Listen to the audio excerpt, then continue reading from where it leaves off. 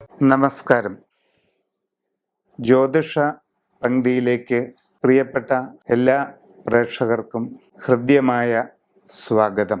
അശ്വതി മുതൽ രേവതി വരെയുള്ള 27 നാളുകാരുടെ പൊതുവായ ചില സ്വഭാവങ്ങളും അവരുടെ ഇപ്പോഴുള്ള സമയങ്ങളുമാണ് നാം ഇന്ന് പറയുന്നത്. ചതയം നക്ഷത്രക്കാർ വളരെ തണുപ്പൻ പ്രകൃതക്കാരാണ്. അവർക്ക് പെട്ടെന്നൊരു വികാരപ്രകടനം ഉണ്ടാവുകയില്ല.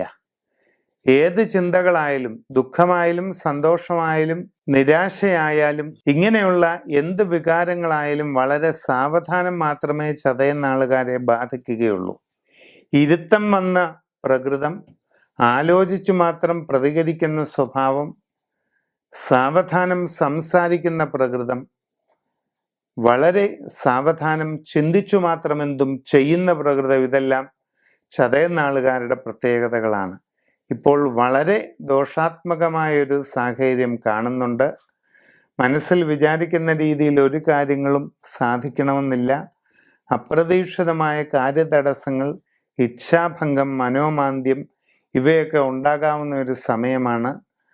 ജീവിതത്തിൽ വളരെ ദോഷാത്മകമായ ഒരു യോഗം നിങ്ങളുടെ രാശിവീഥിയിൽ തെളിഞ്ഞു കാണുന്നുണ്ട്.